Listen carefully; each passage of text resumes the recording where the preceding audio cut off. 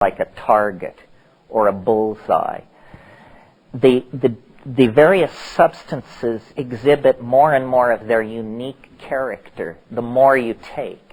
In other words, if you take a low dose of something that's psychedelic, it will clarify your vision, stimulate you, and you can't really tell whether you've taken psilocybin, LSD, mescaline, or what have you. As the dose increases, the specific characteristics of these substances begin to emerge, and often they're contraintuitive to a chemical way of thinking. For example, ayahuasca and mushrooms, psilocybin is 4-phosphoryloxy-N-dimethyltryptamine. When you remove the phosphorus group, which happens as it crosses the blood-brain barrier, you get something very much like DMT. However, when you take psilocybin, you don't get something like a DMT trip. You get, in the case of psilocybin, the most startling quality of it is that it speaks. It speaks in English.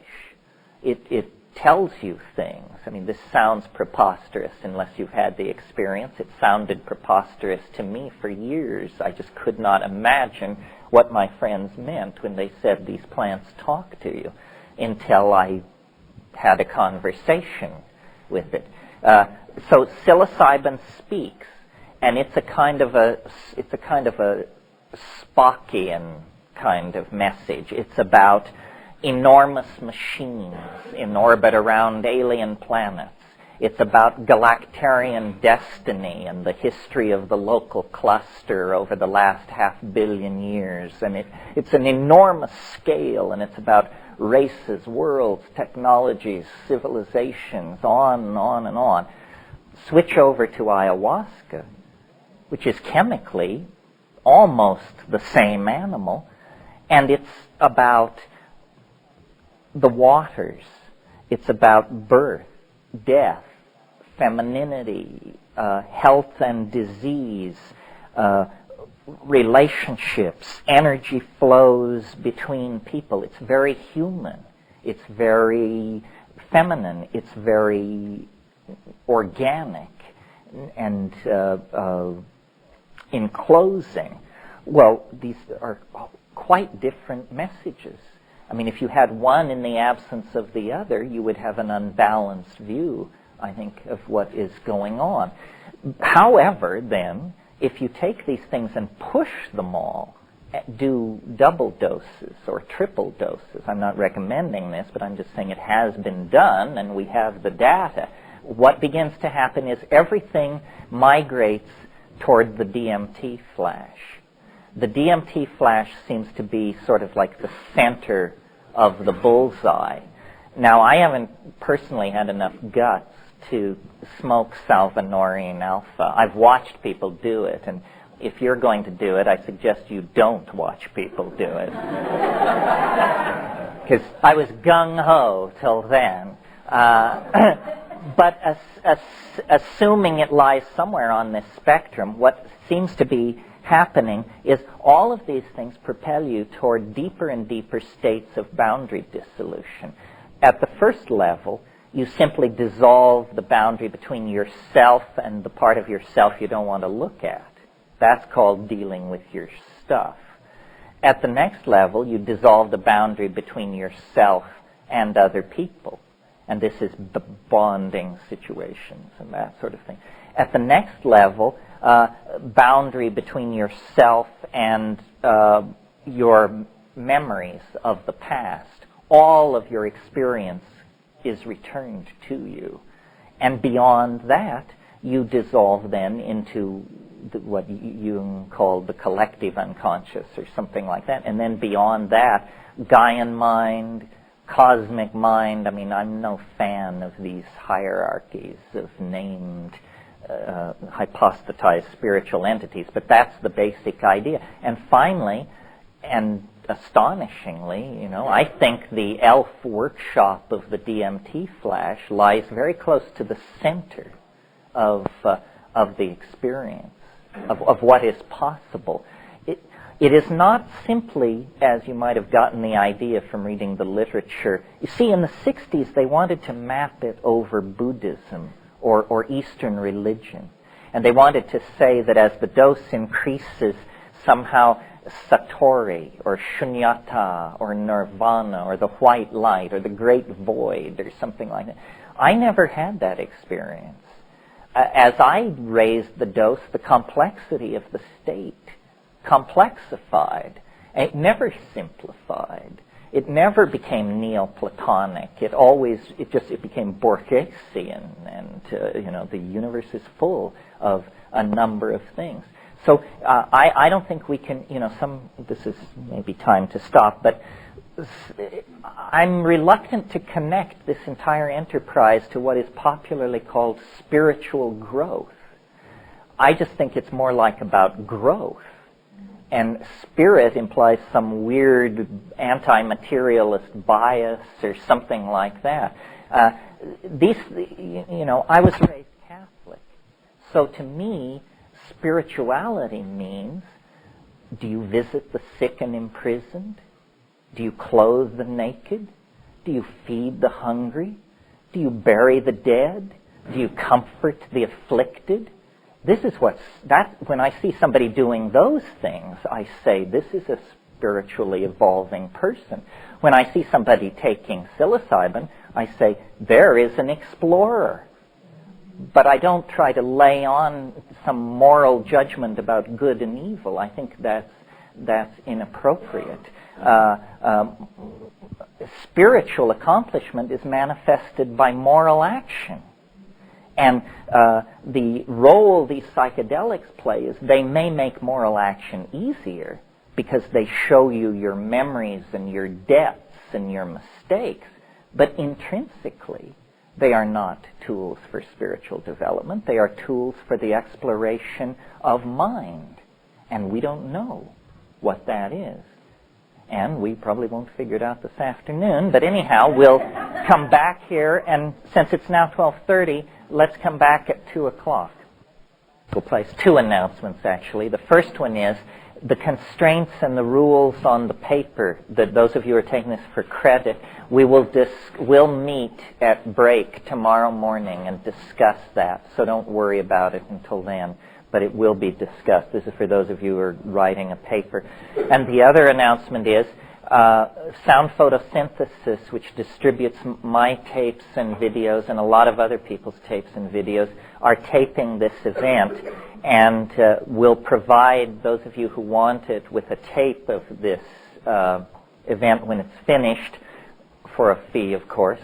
And they also have many books, videos, and recordings back there that deal with this subject or are my books, and sometimes these things are hard to find. So if you're looking for something and you see it, buy it, because you can't always be sure that it'll come back around. And they've gone to the effort of bringing all these things in for you. Okay, we'll go to 5. So at 3:30, or roughly, we'll do a little break. Well, is there... you all went off to lunch somewhere. Not where I was, so I don't know where you went. You found the restaurant I couldn't find.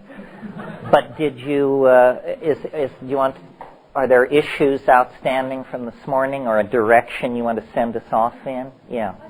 I keep getting the feeling that maybe psychedelics used more for teaching rather than continued use, in terms of what later they were saying about needing to be mainlining all the time. I can't see that that's what the purpose is. That maybe once you learn the territory, you learn the state, that the onus is on you then to operate from that more and more and more and more, rather than to keep taking more psychedelics. Well, I was just talking to this reporter from the San Francisco Bee, or from the Sacramento Bee, about this very thing. I think if you're stupid, there's just no hope.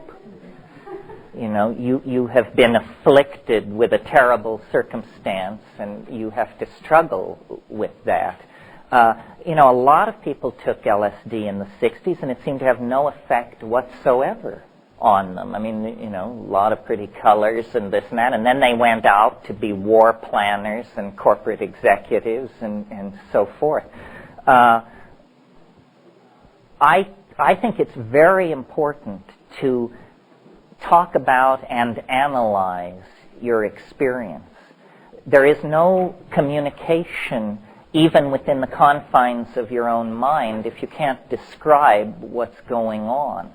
And so, you know, the idea here is not that you should take psilocybin day in and day out, or week in and week out, but that when you do it, you should do it with dedication and attention and pre-planning, and while it's happening, you must pay attention, and after it's over, you must analyze it.